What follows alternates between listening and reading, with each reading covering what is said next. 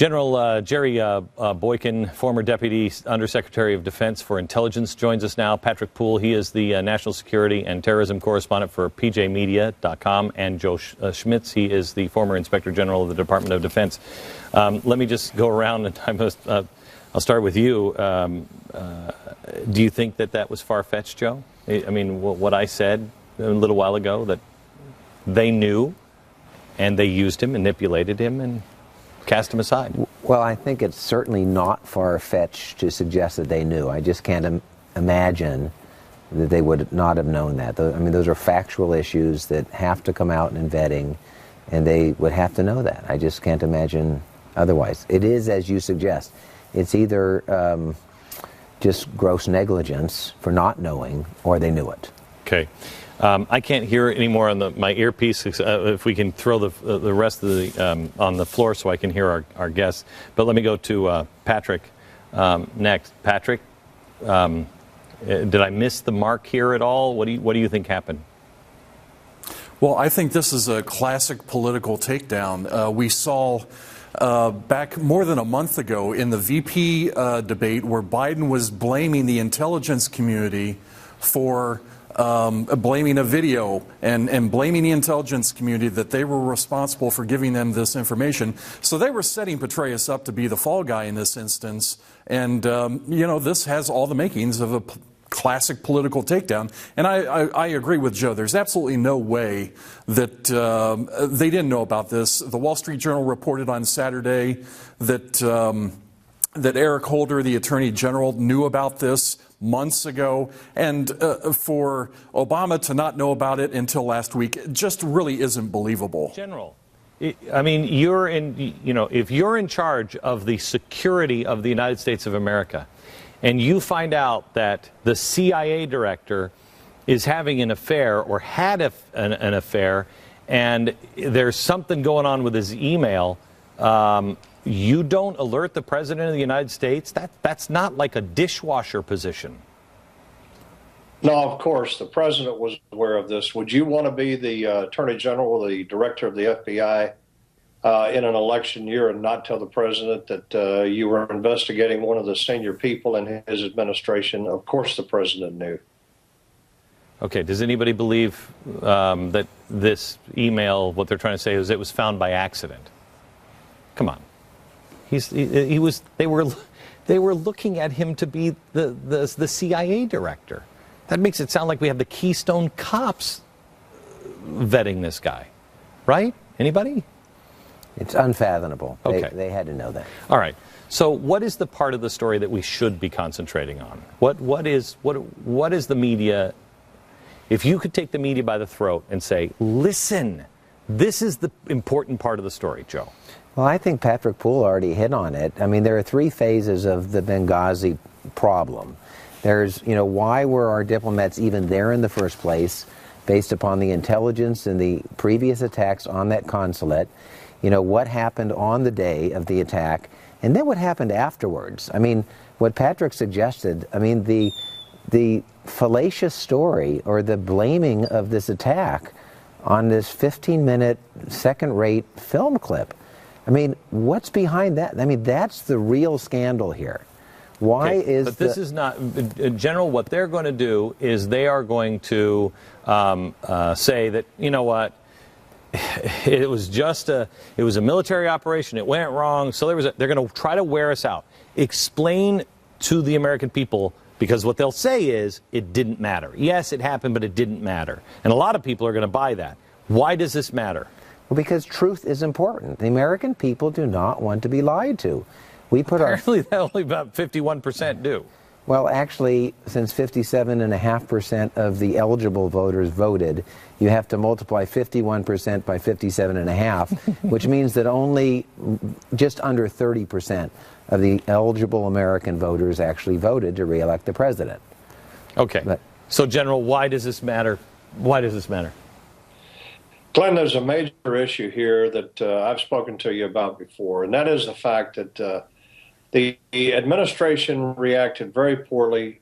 They never put anybody into Benghazi to at least try to save these Americans, and when they couldn't save them, to at least ensure that we recovered their bodies. As you said in the opening of this program, we fought 18 hours on the 3rd of October 1993 in the Battle of Mogadishu there, known as Black Hawk Down, over those 2 dead bodies, because there's an ethos in our military that says, I will never leave a fallen comrade. That means there was a moral imperative for us to get into Benghazi, do all we could to save those people, and if we couldn't, to bring their bodies home to their families in American hands. That was never done. If the president ordered them to secure our personnel, then somebody's asked the question, why did the military refuse to obey that order? Patrick, you are somebody who's been watching this from the get-go, and you see what's going on. Who's involved in this? What? First of all, do you believe he was blackmailed? That remains to be seen, but I think the important thing is this has everything to do with Benghazi. Jennifer Griffin at Fox confirmed today that, in fact, the CIA annex in Benghazi was holding at least 3, possibly more, of these militia guys, which is in direct violation of Obama's executive order 13491, which he signed right after getting in office. Which was what? They were questioning him or them? And supposedly, according to that executive order, the CIA was out of that business entirely. But now we find out that that's, in fact, what was going on in Benghazi. I mean, this is becoming the onion where, the deeper you get in, the more it smells. So I think people should not keep their eyes focused on the prurient, the sex aspect of what we're hearing about Petraeus right now, and focus on this is what happened in Benghazi. Okay, you did these investigations. You went for this kind of stuff. You were trying to find who's clean and who's dirty. I agree with Patrick. The sex thing is a distraction, but it's also going to slow things down and destroy his credibility when he gets on the stand. Shouldn't members of Congress be demanding that he testifies right now? Yes, and they should be doing it in both classified and an unclassified setting because of the nature of the business that General Petraeus was in. But they do not have to necessarily expose anything confidential, anything secret, and frankly, the American people are not demanding that. But I think the American people should be demanding the truth. But if he was doing something that was black ops, but legal black ops, wouldn't that incriminate people who sit on the Intelligence Committee? Wouldn't they be involved? So they wouldn't want this to come out, would they? Well, the people on the intelligence committees in Congress, you mean? Yes. Well, they are insisting on knowing what happened, and they can have classified hearings. Right. And they ought to be having them real quickly. General, aren't you? I mean, were you ever involved in black ops? You're not just going out there yourself, are you, and doing it? Aren't members of Congress aware?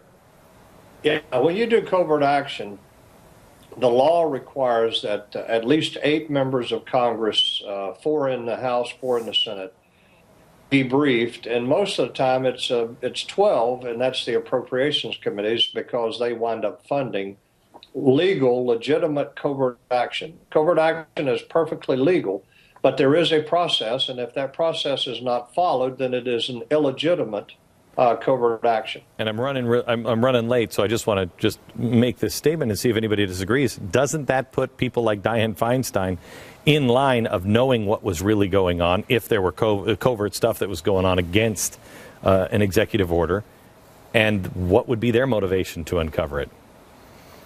Well, they're elected and they're held to a higher standard because she in particular is chairman of the Senate Intelligence Committee. She is, among all of her peers, expected to know what's going on. And as General said, I mean, there is no such thing as secrets to the Congress. I mean, there may be secrets to some of the members, to most of the members, but there are always some members of Congress that are ultimately accountable. They're hiding something very big in this. Something's very, very wrong, and we won't let go of it, and I recommend that you don't either. Call your member of Congress, call your senator, make sure they stay on this. Gentlemen, thank you very much. We'll talk again. Back in a minute.